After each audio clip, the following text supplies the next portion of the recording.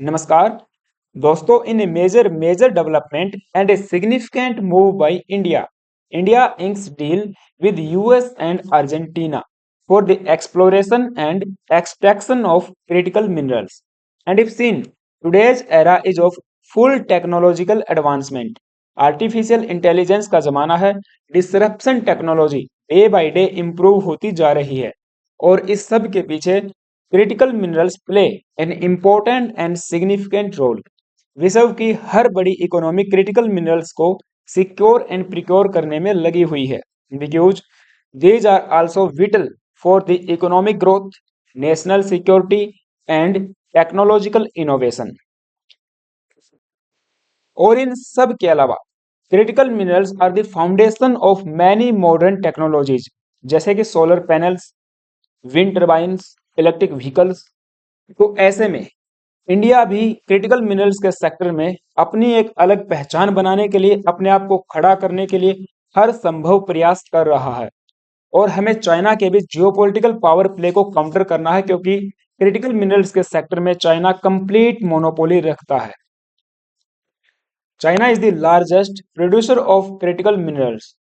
ऐसे में current geopolitical scenario को देखते हुए, क्रिटिकल मिनरल्स की इंक्रीजिंग डिमांड को देखते हुए, इंडिया ने कई उन देशों के साथ एग्रीमेंट्स साइन किए हैं जिनके पास क्रिटिकल मिनरल्स के रिजर्व हैं। तो इसी कड़ी में दो बड़े एग्रीमेंट्स भारत ने यूएस एंड अर्जेंटीना के साथ किए हैं। यहाँ पे पहली न्यूज आप देख पाओगे जो कि है यूएस के regarding the India US trust initiative. तो भारत और यूएस ने एक ट्रस्ट इनिशिएटिव स्टार्ट किया है। इस इनिशिएटिव के तहत दोनों देश मिलकर एक्सप्लोर करेंगे माइन फील्ड्स को, एक्सट्रैक्शन करेंगे एंड साथ ही साथ प्रोडक्शन भी करेंगे, ताकि चाइना के ऊपर हमारी निर्भरता कम हो जाए, क्योंकि यूएस भी चाइना से ही क्रिटिकल मिनरल्स से संबंधित आइटम्स को चाइना से ही इंपोर्ट करवाता है। एंड इस इनिशिएटिव के बेसिकली तीन पिलर्स बताए जा रहे हैं। Strategic mineral recovery initiative, minerals security finance network, ये इनिशिएटिव होगा under MSP that is minerals security partnership. ये पार्टनरशिप हमने 2023 में शुरू कर ली थी, जिसमें 14 कंट्रीज अभी तक शामिल हैं जो कोलैबोरेशन में काम कर रही हैं यूएस और इंडिया के साथ मिलकर। इसमें यूरोपियन यूनियन भी शामिल है एंड इंडिया भी शामिल है। इसके बारे में हम आगे भी बात करेंगे। ये 14 कंट्रीज एक साथ मिलकर काम करेंगी to enhance investment in critical minerals supply chain. और इंडिया ने 2023 में बेसिकली इसे ज्वाइन किया था। सो इस कोलैबोरेशन को फर्दर स्ट्रेंथन किया जाएगा। एक ज्वाइंट फाइनेंसिंग बॉडी बनाई जाएगी इंडिया और यूएस के बीच में, जो फंड करेगी ग्लोबल क्रिटिकल मिनरल्स प्रोजेक्ट्स को, जिसमें इंडिया एंड यूएस शामिल होंगे। और फिर हमारा फोकस होगा on recovering and processing critical minerals, क्योंकि ना तो हम लोग रिकवर कर पा रहे हैं और ना ही प्रोसेस कर पा रहे हैं। हमारे पास प्रोसेसिंग यूनिट्स नहीं है, ना ही यूएस के पास में है। यूएस की एक बड़ी कंपनी है माउंटेन पास मिनरल्स, वो जितना भी एक्सट्रैक्शन करती है क्रिटिकल मिनरल्स को प्रोसेसिंग के लिए उसे उसे चाइना भेजना पड़ता है। हम इसके बारे में आगे जरूर बात करेंगे। तो our focus is on recovering and processing critical minerals, जैसे कि lithium, cobalt, rare earth elements from heavy industries जैसे कि aluminium, coal mining and the oil and gas reserves.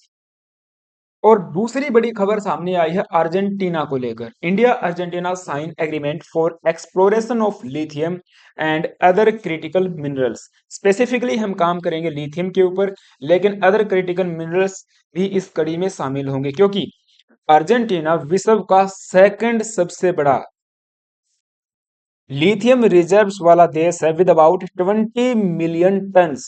सबसे पहले नंबर पर आता है बोलीविया, जिसके पास 21 मिलियन टन्स ऑफ लिथियम के रिजर्व्स हैं। इसके बाद चिली है 11 million tons and Australia 7.9, China 6.8 and others में आता है 31.3। अदर्स की हम बात कर सकते हैं जैसे कि रसिया भी है, इसमें सर्बिया शामिल है, Mexico, Canada, Congo, Germany, Spain, Zimbabwe, Brazil, Mali, Peru, Ghana है। तो ये सब देश भी इसमें शामिल हैं। लेकिन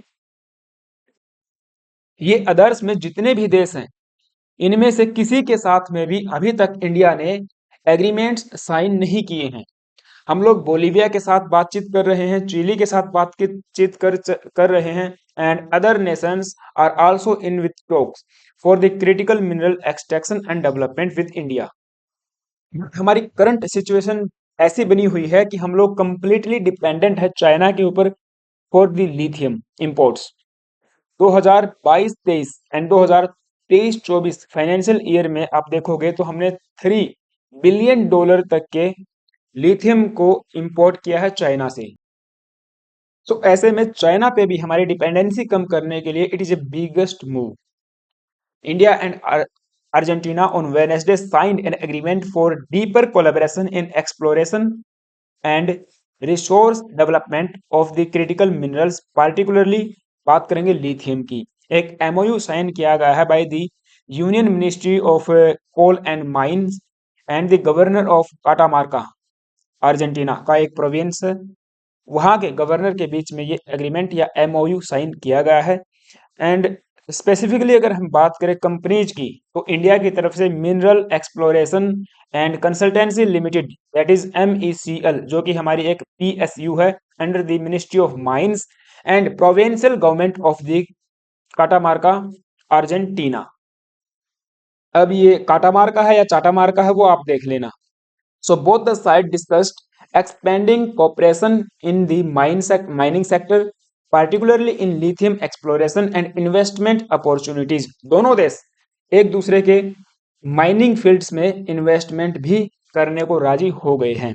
और अर्जेंटीना के साथ हमने कुछ दिन पहले एक और एग्रीमेंट साइन किया था, जिसमें हमारी काबिल दैट इज खनिज विदेश इंडिया लिमिटेड, जो कि अगेन एक हमारी स्टेट PSU है under the ministry of mines, and Catamarca की एक स्टेट PSU ग्रीन को, इन दोनों के बीच लिथियम एक्सप्लोरेशन को लेकर डील हो रखी है।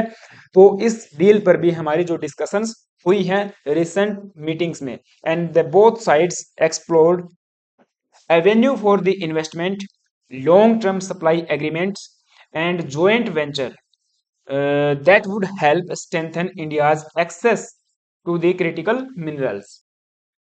ऑल राइट, सो ये करंट की न्यूज थी। अब हम डिटेल में बात करेंगे कि क्रिटिकल मिनरल्स क्या होते हैं। इंडिया ने 30 क्रिटिकल मिनरल्स की एक लिस्ट बनाई हुई है, वो क्या है एंड कैसे ये क्रिटिकल मिनरल्स एक बिगेस्ट रोड ब्लॉक हो सकते हैं इंडिया के नेट जीरो गोल को अचीव करने में, जो 2070 तक हमें अचीव करना है।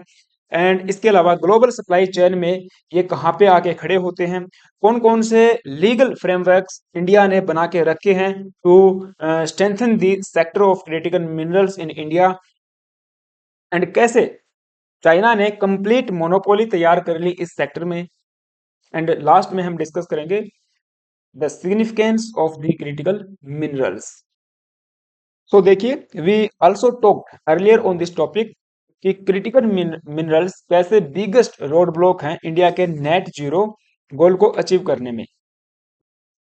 पिछले कुछ सालों में डीकार्बोनाइजेशन की दिशा में पूरा विश्व प्रयासरत है, तो ऐसे में क्रिटिकल मिनरल्स की डिमांड लगातार इंक्रीज होती जा रही है, and the government throughout the world are taking strategic steps ताकि ये इंश्योर किया जाए क्रिटिकल मिनरल्स का एक्सेस आसानी से मिलता रहे। अब ऐसे में भारत ने के द्वारा भी दो सिग्निफिकेंट स्टेप्स यहाँ पे उठाए गए हैं। सबसे पहला identification of the critical minerals. जुलाई 2023 में गवर्नमेंट ऑफ इंडिया ने आइडेंटिफाई किया एक list of the 30 critical minerals apart from the rare earth elements, जो बेसिकली क्लियरली आइडेंटिफाइड होते हैं in the periodic table. Second, हमने अमेंडमेंट किया एग्जिस्टिंग लॉज में। The second was to amend the existing mining laws in November 2023 to allow private participation.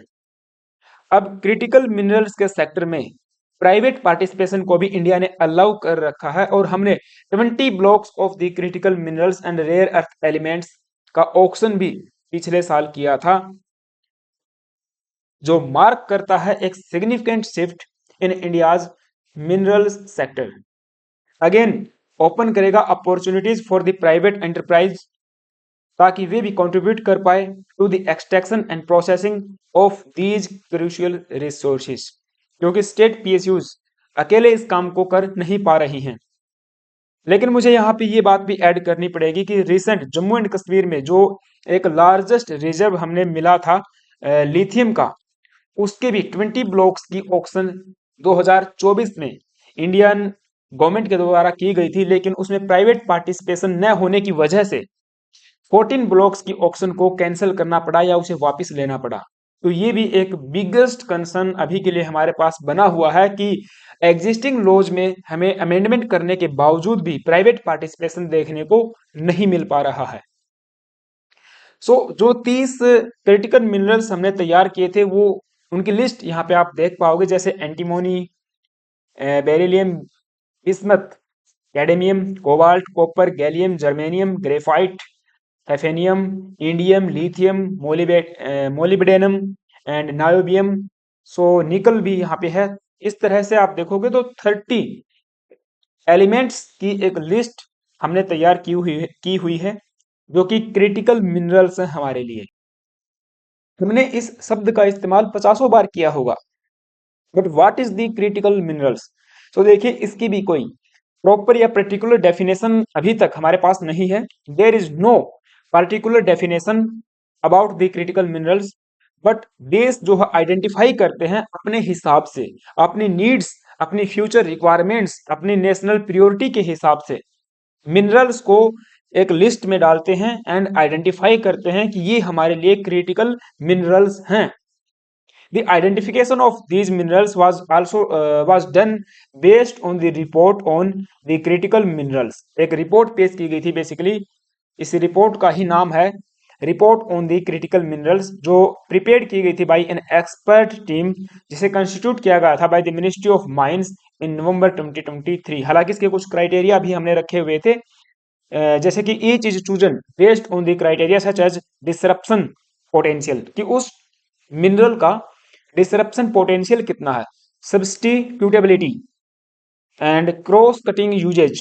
Substitutability कितनी है, cross cutting usage कितना हो सकता है, इंपोर्ट रिलायंस कितना है, कहाँ कहाँ से हम लोग उसको बाहर से मंगवाते हैं, क्या हमारे देश में उसके रिजर्व्स हैं या नहीं है, इसके अलावा रिसाइकलिंग रेट कितना रहेगा, राइट। एंड इसके अलावा एक फैक्टर ये भी यहाँ पे आगा जाता है, the risk of supply shortage. भविष्य में कहीं इस एलिमेंट का सप्लाई शॉर्टेज तो नहीं हो जाएगा, एंड उससे जुड़ी हुई इकोनॉमी पे पड़ने वाले इम्पैक्ट ये हाइयर होने चाहिए than the other raw materials. तो ये कुछ बेसिक थिंग्स हैं, बेसिक पैरामीटर्स हैं to define the critical minerals. Now इसके अलावा ये critical minerals multiple strategic value chain का भी एक हिस्सा होते हैं, जिसमें कई सारी चीजें हम शामिल कर सकते हैं, जैसे कि क्लीन टेक्नोलॉजी इनिशिएटिव्स।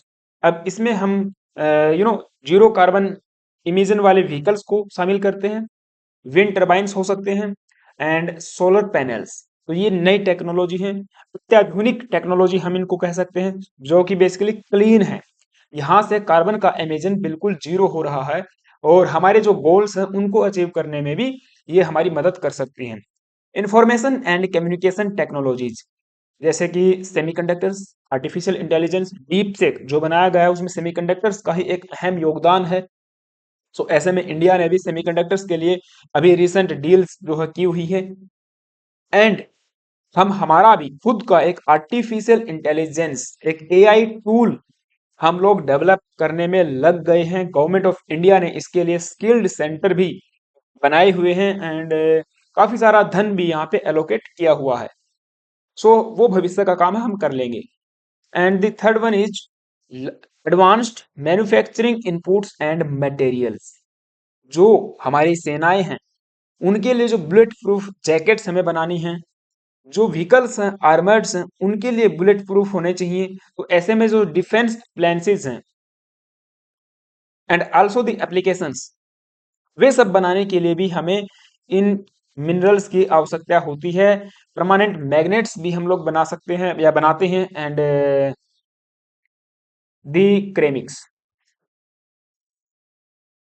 नाउ इसके अलावा एक चीज ये भी नोट करने वाली है कि हमारे पास क्रिटिकल मिनरल्स के रिजर्व्स कितने हैं, क्योंकि हैं वो तो हैं, हम उनको एक्सप्लोर नहीं कर पा रहे हैं वो अलग बात है, लेकिन कुछ ना कुछ तो रिजर्व्स हमारे पास होंगे ही, कुछ माइंस हमारे पास होंगी। तो उनका जियोग्राफिकल कंसंट्रेशन कैसा है, तो आपको बताऊं, हमारे बिहार, गुजरात, झारखंड, ओडिशा, तमिलनाडु, उत्तर प्रदेश, छत्तीसगढ़ एंड जम्मू एंड कश्मीर में ही केवल और केवल इन क्रिटिकल मिनरल्स की प्रेजेंस देखने को मिली है।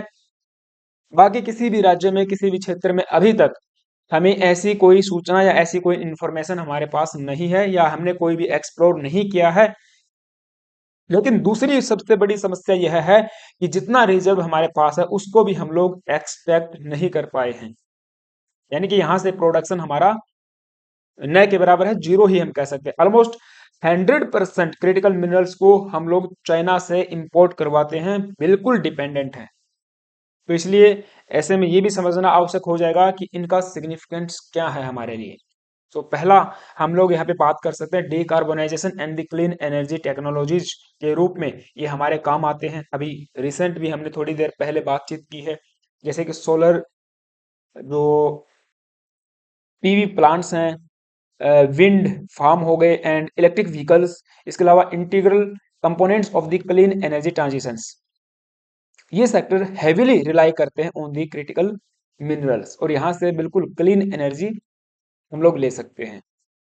इसके अलावा transportation sector, consumer electronics, construction industry, defence and national security, fertilisers and agriculture, magnets for the industries, ये बड़े इंपॉर्टेंट सेक्टर हमारे सामने हैं, जिनके ग्रोथ एंड एडवांसमेंट के लिए critical minerals are the leading elements.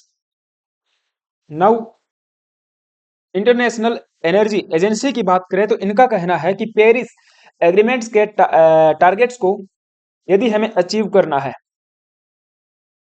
Clean energy technologies का share हमें हद से ज्यादा इंक्रीज करना पड़ेगा। 40% copper and rare earth elements, 60 to 70% of the nickel and cobalt and 90% of the lithium की जो डिमांड है, ये अगले 2 दशकों में इस तरह से परसेंटेज वाइज इंक्रीज होने वाली है। तो ऐसे में विश्व की हर इकोनॉमी को इनकी आवश्यकता है, अपनी नीड्स, अपनी गोल्स एंड टारगेट्स को अचीव करने के लिए हर इकोनॉमी को ये चाहिए, बिल्कुल चाहिए। तो फिर इनका ग्लोबल कंसंट्रेशन कैसे है, चलिए उस पर बात करेंगे। लेकिन उससे पहले आप सभी से छोटी सी रिक्वेस्ट है, यदि आप चैनल पे नए आए हो तो प्लीज गाइज एक सब्सक्राइब करना और बेल आइकन को प्रेस करना। Now the global concentration of the critical minerals and it's global implications.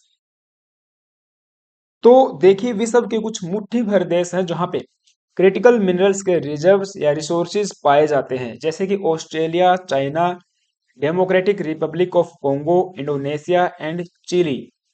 ये क्रिएट करते हैं इकोनॉमिक डिपेंडेंसीज।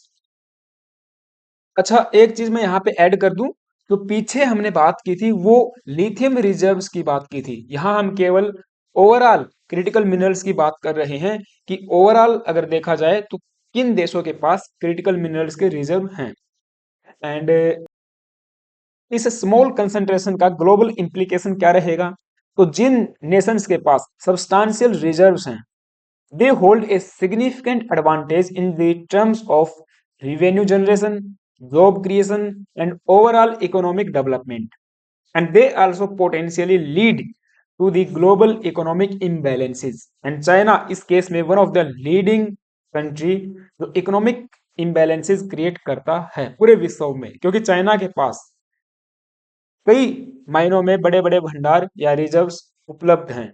अगर कॉपर की बात करें तो चिली पूरे विश्व का 35% रिजर्व रखता है, Australia 55% lithium, China rare earth elements 60% पूरे विश्व का, and DRC that is Congo 75% cobalt, Indonesia 30% nickel का रिजर्व रखता है। अब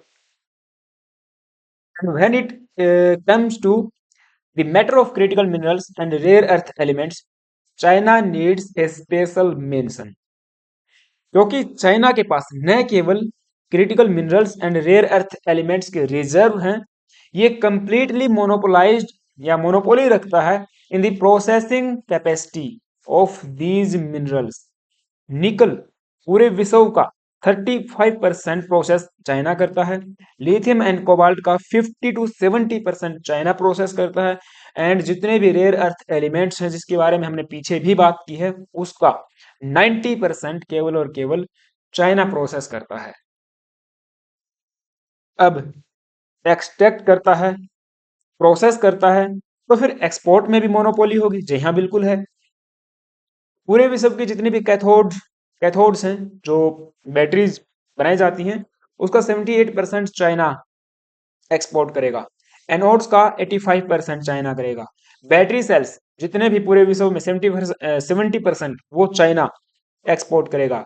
and permanent magnets 95% China export करेगा। इसके अलावा यहाँ पे प्रोसेसिंग की हमने बात की है, तो अगर प्रोसेस ज्यादा कर रहा है तो सभी rare earth elements and critical minerals का एक्सपोर्ट भी चाइना ही कर रहा है, चाहे फिर वो इंडिया हो या फिर आपका यूएस हो, क्योंकि यूएस की एक लीडिंग कंपनी है जिसके बारे में हमने पहले बात की थी शुरुआत में, माउंटेन पास मिनरल्स। ये जो एक लीडिंग कंपनी है यूएस की, जो rare earth elements and critical minerals में डील करती है। बट यूएस में एंड जितने भी इनके माइन फील्ड्स हैं जिनके साथ इन्होंने एग्रीमेंट्स किए हुए हैं अलग अलग देशों के साथ, जहां से ये एक्सट्रैक्ट करते हैं, उसका एक मेजर पार्ट ये चाइना में भेज देते हैं। अपने आउटपुट का एक मेजर पार्ट चाइना में प्रोसेसिंग के लिए भेजते हैं, because they do not have processing capacity with in their country. और इसका सबसे बड़ा फायदा उठाता है China. China geopolitical power play करता है विश्व के सभी देशों के साथ। यही तो स्ट्रेटेजिक इंपॉर्टेंस है क्रिटिकल मिनरल्स की, जो चाइना जो मीन्स ट्रांसफॉर्म कर रही है एक्सट्रैक्शन एंड प्रोसेसिंग को into the geopolitical tools. China से हर साल हर महीने खबर आती है कि चाइना ने रेयर अर्थ एलिमेंट के एक्सपोर्ट पे बैन लगा दिया, इंडिया के ऊपर सैंक्शंस लगा दिए, यूएस के ऊपर सैंक्शंस लगा दिए, यूएस को इंपोर्ट करने से बैन लगा दिया, जो भी क्रिटिकल मिनरल्स ये एक्सपोर्ट कर रहे हैं उन पे बैन लगा दिया। ये न्यूज हम आए दिन अखबारों की हेडलाइंस में देखने को मिलती हैं। तो ऐसे में ये जो देश हैं जो प्रोसेस करते हैं, एंड स्पेसिफिकली चाइना की बात कर सकते हैं, ये कंट्रोल करते हैं इन रिसोर्सेज को to gain influence on the global stage. And China, in particular case, has utilized its dominance to exert political leverage, as seen in restrictions on export to the countries like US, Japan and India भी इसमें शामिल कर सकते हैं। और China के इसी राजनीतिक सत्ता के खेल को देखते हुए यूएस के द्वारा एक कोलेबरेशन कहें या एक पार्टनरशिप का अरेंजमेंट किया गया, जिसे यूएस लीड कर रहा है। इसे कहा जाता है मिनरल्स सिक्योरिटी पार्टनरशिप। इसमें बेसिकली 14 नेशंस जो है शामिल हैं, जो यहाँ पे प्रयासरत हैं to bolster the critical minerals supply chain, ताकि इसमें कोई डिसरप्शन न हो। इसमें 14 कंट्रीज शामिल हैं, Australia, Canada, Sweden, Norway, India, USA, जिनके पास critical minerals and rare earth elements के डिपॉजिट हैं, एंड जापान, साउथ कोरिया, जो प्रोसेसिंग टेक्नोलॉजीज में थोड़ी बहुत महारत हासिल किए हुए हैं या रखते हैं। एंड जो रिसेंट डेवलपमेंट सामने आई है यूएस इंडिया ट्रस्ट इनिशिएटिव की, उसमें ये भी एक चीज शामिल है कि इस कोलैबोरेशन को और भी ज्यादा स्ट्रेंथन किया जाएगा। इसमें फंड जो है सभी कंट्रीज से आएगा, and specifically India and US इसमें एक ज्वाइंट फंड यहाँ पे क्रिएट करेंगे। बट क्रिटिक्स का ये भी कहना है कि देखिए ये जो एमएसपी आपने बना तो लिया, बट इसमें चाइना नहीं है, इसमें डीआरसी कोंगो देश जो भी डेमोक्रेटिक रिपब्लिक ऑफ कोंगो वो नहीं है, एंड इंडोनेशिया इसमें शामिल नहीं है, जिनके पास rare earth elements and critical minerals के भंडार हैं। आपने उनको तो शामिल किया ही नहीं, और उनके पास प्रोसेसिंग यूनिट भी है। तो ऐसे में जो इफेक्टिवनेस है इस कोलैबोरेशन का, वो कहीं ना कहीं एक कंसर्न का विषय बना हुआ है। खैर वो एक्सपर्ट्स का एक अलग पॉइंट है, अलग व्यू है। देखिए ये जो क्रिटिकल मिनरल्स हैं ये जियोपॉलिटिकल टेंशंस तो क्रिएट करते ही करते हैं, बट इनकी कमी होने की वजह से सप्लाई चेन भी काफ़ी वल्नरेबिलिटी हो जाती है, इनके वल्नरेबल देखने को मिलती है। मीन्स जो क्रिटिकल मिनरल्स का कंसंट्रेशन है इन द स्पेसिफिक रीजन, ये रेज रेज करेगा concerns about the vulnerability of the global supply chains. Political unrest होगा, ट्रेड डिस्प्यूट्स होंगे एंड अदर जियोपॉलिटिकल इवेंट्स भी देखने को मिलेंगे in the major producing nations. Overall production पे इम्पैक्ट पड़ेगा। सो इंडिया क्या कर रहा है, क्या और भी कोई कदम उठाया है क्रिटिकल मिनरल्स को सिक्योर करने में? तो हाँ, देखिए 2022 में हमने ऑस्ट्रेलिया के साथ में भी एक एमओयू साइन किया था, वो अब एग्रीमेंट बन चुका है। हम दोनों मिलके काम करेंगे minings for the critical minerals. हम उसको एक्सट्रैक्ट भी करेंगे, प्रोडक्शन में भी यहाँ पे कोलैबोरेट किया गया है। इसके अलावा चाइना पे डिपेंडेंसी कम करने का भी लक्ष्य दोनों देशों ने रखा हुआ है। और इंडिया क्या कर सकता है? तो देखिए, ये पहला तो ये रहेगा कि हमें रिड्यूस करनी पड़ेगी हैवी डिपेंडेंसी ऑन इंपोर्ट्स। हमें खुद के देश में हमें आत्मनिर्भर इसमें कहीं ना कहीं बनना पड़ेगा। हमारे पास जितने भी रिजर्व्स हैं उनको हमें सबसे पहले एक्सट्रैक्ट करना पड़ेगा। दूसरे, माइन फील्ड्स को भी एक्सप्लोर करते रहना है एंड इनका भी प्रोडक्शन करते रहना है। तो इसमें देखिए इंडिया अभी के लिए अब क्या करे, काफी समय लगेगा, इसमें हमारे पास नहीं है ये टेक्नोलॉजी। फिर हम कर क्या सकते हैं, स्ट्रेटजिक एग्रीमेंट्स कर सकते हैं फॉर द एक्सप्लोरेशन, जैसा कि अभी ऑस्ट्रेलिया के साथ किया है, अर्जेंटीना के साथ किया है, यूएस के साथ हम कर रहे हैं। एंड दूसरे जो देश हैं जैसे कि बोलीविया, कोंगो, इंडोनेशिया, इनके साथ भी एग्रीमेंट्स में जा सकते हैं। हमें इंक्रीज करना पड़ेगा डोमेस्टिक प्रोसेसिंग कैपेसिटी, जो हमारे पास न के बराबर है। हमें पार्टिसिपेशन इंक्रीज करना पड़ेगा इन द इंटरनेशनल कोलेबोरेशंस, जैसे कि यूएस का ट्रस्ट इनिशिएटिव की बात कर सकते हैं, या एमएसपी की हमने बात की थी। किसी और देश के साथ में भी हम इंटरनेशनल कोलैबोरेशन में जा सकते हैं।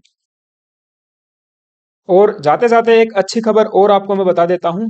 अभी हाल ही में 27 या 28 जनवरी की बात है, गवर्नमेंट ऑफ इंडिया ने नेशनल क्रिटिकल मिनरल्स मिशन को भी लॉन्च कर दिया है with the outlay of 34,300 crore in 7 years. तो ये भी एक बहुत बहुत बड़ा अनाउंसमेंट रिसेंट किया गया है। तो इन सब चीज़ों को देखते हुए हमें लगता है कि हाँ, हमारी गवर्नमेंट ऑफ इंडिया काफ़ी क्रिटिकल है इस चीज़ को लेकर एंड अवेयर भी है कि हाँ, हमें क्रिटिकल मिनरल्स चाहिए और क्यों चाहिए, इस सब का हमने अभी अभी डिस्कशन किया है। तो आई थिंक डिस्कशन थोड़ा लंबा हो गया है, बट एनीवे, आपको क्या लगता है एंड आपको आपका क्या ओपिनियन है इस पूरे इशू पे, मुझे कमेंट बॉक्स में जरूर बताना। जाने से पहले फिर से एक रिक्वेस्ट करूंगा कि चैनल पे नए आए हो तो एक सब्सक्राइब कर लेना, वीडियो अच्छी लगी तो एक लाइक कर देना। Thank you, have a nice day.